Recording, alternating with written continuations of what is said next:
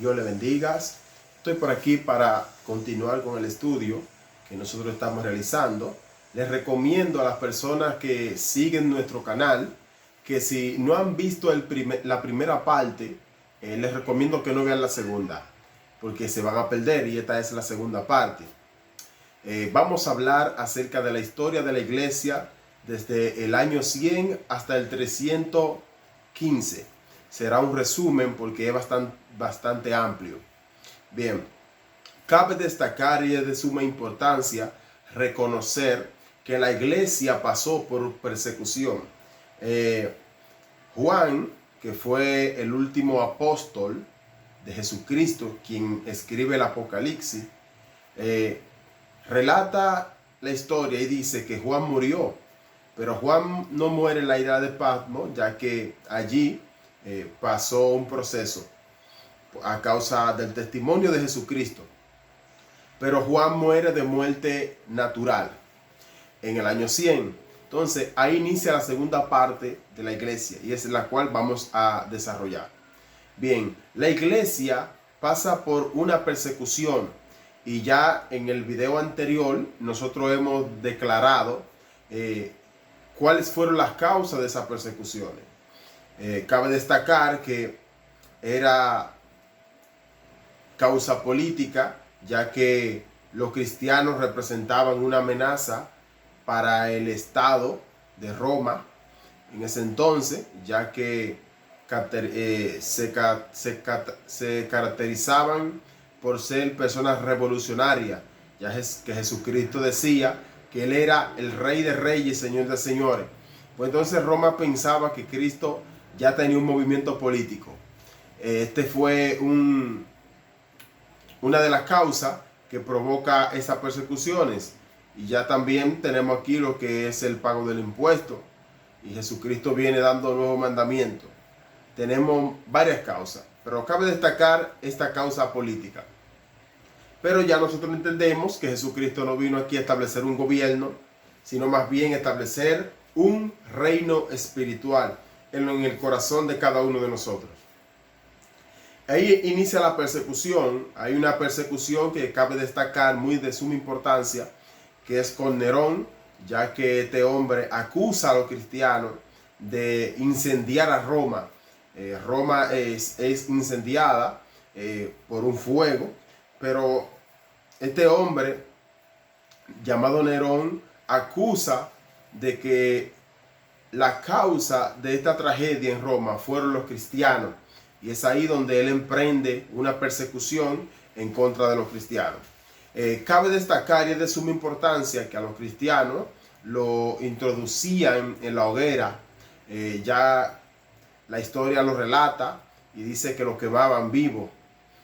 También lo utilizaban en el Coliseo romano, donde agarraban leones hambrientos, lo dejaban unos cuantos días sin comer. Entonces agarraban a los cristianos y se lo echaban a los leones. Para ellos ver a los cristianos siendo devorados por un león, esto era un placer realmente. Pero la Biblia lo especifica. Y Jesucristo dijo que en el mundo tendré aflicciones, pero confía porque yo he vencido al mundo. Y esta historia está escrita en los libros, pero me llama la atención que también ellos tomaban a los líderes y los crucificaban, también lo aserraban. Eran muchas maldades realmente que le hacían al pueblo cristiano, el que se llamaba ser cristiano. Nerón también agarraba a los cristianos y lo encendía en fuego y lo ponía como antorcha. Ustedes saben que para ese entonces la energía eléctrica no existía, entonces ellos utilizaban lo que era lámpara o antorcha. Entonces los cristianos eran encendidos como antorcha para alumbrar los caminos. Es decir, que esto fue algo que impactó realmente este periodo histórico. Muchas personas lo introducían en tanque caliente y lo entraban dentro y le prendían fuego para que murieran asados, se podría decir así. Es decir, que fue una persecución terrible para que negaran a Jesús, para que negaran la fe. Pero la historia misma relata y dice que la iglesia y los cristianos, en vez de menguar, crecían. Y es aquí donde la expansión de la iglesia. Cabe destacar que se crean nuevos concilios, ya que la iglesia primitiva se basaba en una fe del corazón, una fe interna. Pero luego de la persecución y luego de la expansión de la iglesia, porque la iglesia, los cristianos se expandieron a causa de la persecución, y ese expandimiento lo que hizo fue que los cristianos se mezclaran con personas con costumbres diferentes a los romanos. Por ejemplo, tenemos el concilio de Alejandría, que fueron los cristianos que salieron corriendo de Roma y se plantaron en diferentes lugares. Tenemos también en África, en el norte de África, corriéndole a la persecución, llegaron a África. Y corriéndole a la persecución, también llegaron a Asia Menor. Y es decir, que los cristianos, al mezclarse con diferentes culturas, tenían que aclarar cuáles eran los principios y cuáles eran las doctrinas que ellos tenían que guardar para poder llevar una vida santa. Pero esto causa una consecuencia negativa, podemos decirlo así, porque la iglesia pierde la esencia de la fe interna del corazón a una fe racional, a una fe de intelecto. ¿Por qué una fe de intelecto? Porque tenían que doctrinar a esas personas que no tenían una costumbre romana, sino más bien una costumbre pagana. Todos sabemos que en Egipto era una cultura politeísta, ya que habían varios dioses en Egipto. Pues entonces los cristianos tienen que implantar un dogma, una doctrina para separar lo que es el paganismo del cristianismo. Y ahí la fe pierde un poco su esencia, porque ese periodo de la iglesia se enfoca más en la doctrina que en la fe, a causa del paganismo y a causa de la mezcla cultural. Y es ahí donde la fe interna del corazón mengua un poco, y es aquí donde crece el intelecto. Se levantaron maestros para adoctrinar aquellas culturas y aquellos pueblos, y de esa manera el evangelio llega a Alejandría, llega a Asia Menor y llega al norte de Egipto. Pero bien, luego que surgen las nuevas doctrinas y luego que surgen las nuevas enseñanzas, también cabe destacar que se levantaron nuevos maestros. Nuevos maestros con visiones diferentes, porque no es lo mismo hablar de un hecho donde usted presenció que hablar de un hecho por oído o por lectura, ya que en ese tiempo la persona, al ser educada por estos concilios o por estas escuelas, por esta escuela teológica en Alejandría, en Asia Menor y en el norte de África, pues entonces las personas empezaron a escribir nuevamente y empezaron a recitar, ¿verdad?, del conocimiento que tenían. Pero también tratando de buscar una interpretación por medio del intelecto, es aquí donde surgen las nuevas herejías. Herejes era una persona que iba en contra de la fe, una persona que mentía, o sea, que no tenía veracidad su doctrina. Por ejemplo, aquí tenemos a los místicos, tenemos también la doctrina que sostenían que Jesús no era Dios, es decir, sostenían que mientras Cristo estuvo en la tierra, Cristo no era hijo de Dios, simplemente era un hombre común. Ellos sostenían que Jesucristo tenía deidad simplemente cuando estaba en el cielo, o sea, que antes de que Jesucristo llegara a la tierra, él era hijo de Dios y tenía deidad. Es decir, había mucha doctrina. Ellos no reconocían a Jesús como el Hijo de Dios o como el Mesías. Esa era una de las falsas doctrinas que se levanta en ese tiempo. Pero también surge mucha doctrina que por el tiempo, ya que esto es un resumen, si empezamos a decir cuántas herejías surgieron, creo que no vamos a terminar. Pero bien, cabe destacar que en este periodo histórico es aquí donde la iglesia pasa por un proceso, de evangelización y crecía en masa. La Biblia no es un libro de estadística, sino más bien un libro de fe. Lo que la historia cristiana enseña es que los cristianos se multiplicaban y la gran cantidad de personas crecía a favor del cristianismo. Sí, se hizo un pequeño estudio estadístico, ya que tomaron como referencia la catacumba, las tumbas donde enterraban a las personas que morían por la fe. En aquellos tiempos había un acta que le ponían a la tumba de las personas que lo registraba como cristiano. Es decir, se hace un levantamiento visitando la catacumba, visitando las cuevas, que eran tipo de cementerios, podemos decirlo así, y empezaron a levantar una estadística de qué cantidad de cristianos habían muerto en ese periodo, o en esos 100 años, o en esos 200 años. Y llegaron a una conclusión, como no es exacto, simplemente fue como tipo de un censo o muestra. Se registra que fueron aproximadamente 4 millones de cristianos que mueren en esta persecución. Es decir, fue un periodo terrible. En una persecución mueren alrededor de 4 millones de cristianos. Muchas personas murieron a favor de la fe.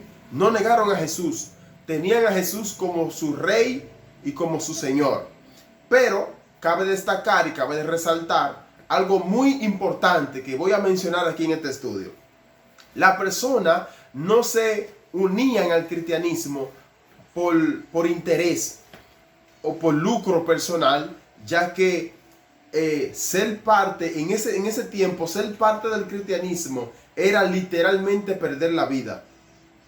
Es decir, que aquellas personas que eran cristianas de verdad. Eran cristianas porque tenían en su mente, tenían en la mente el concepto de Cristo. Ya Cristo se le había revelado. Hoy en día tenemos muchas personas que se unen a la fe por lucros personales, se unen a la fe por un beneficio propio, pero ser cristiano en ese periodo, unirse al cristianismo en ese periodo, usted estaba claro que usted podía morir por la persecución. Es decir, que el que era cristiano de verdad. Y es por eso que vemos a Pablo, a Pedro, ser perseguido. Ahí tenemos a Pedro, que en la persecución, Pedro muere crucificado. Y cuando lo van a crucificar, Pedro dice: no me crucifiquen como al maestro, no me crucifiquen como a Jesús, sino más bien crucifíquenme con la cabeza hacia abajo. Es decir, que pasaron procesos, murieron muchas personas. Pero luego de este proceso de persecución, la iglesia se levanta. Y cuando la iglesia se levanta, la iglesia empieza a organizar.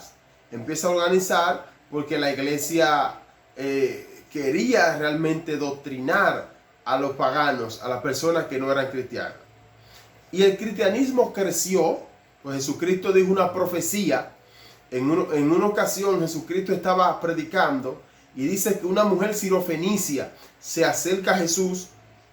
Cabe destacar que esta mujer no era del pueblo de Dios.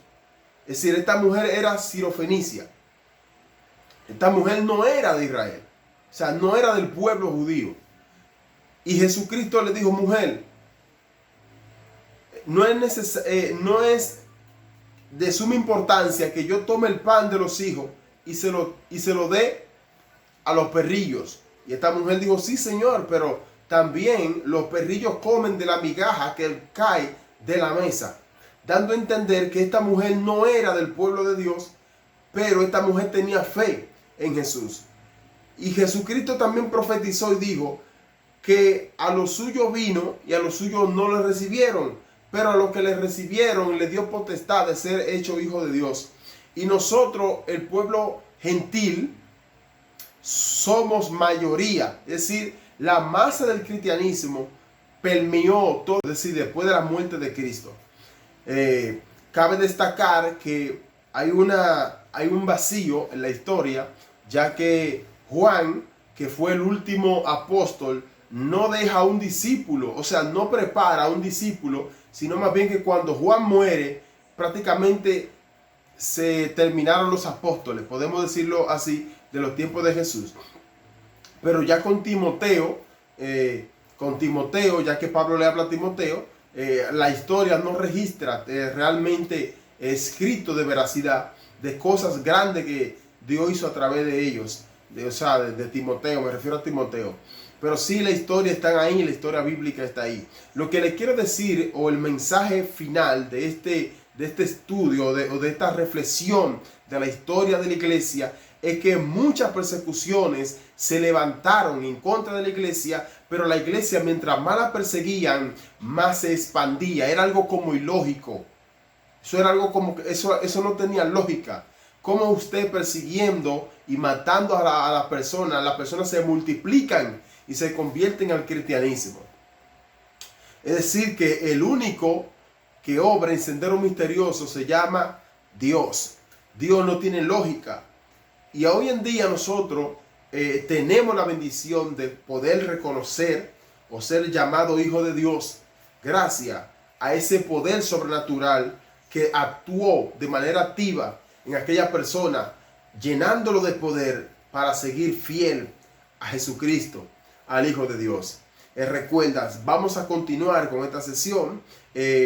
Nosotros vamos a entrar a un tema importantísimo.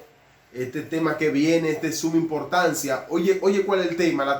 El tercer periodo o la tercera parte de la iglesia, que es la iglesia imperial. Aquí vamos a conocer en este que viene cómo la iglesia gobierna desde Roma. Es decir, aquí vamos a conocer cómo la iglesia gobierna desde Roma a todo el continente o a toda la parte occidental del globo terráqueo. Señores, esto viene interesante, cómo la iglesia gobierna desde Roma, y ahí vamos a conocer también la nueva ciudad o la nueva capital de Roma, llamada Constantinopla, su causa, qué causó esto. Señores, esto viene poderoso, no se lo pierdan. Aquí vamos a hablar un poco de Constantino y cómo la iglesia llega al imperio y se establece como gobierno, como parte del gobierno. Así que Dios te bendiga y Dios te guarde. Bendiciones.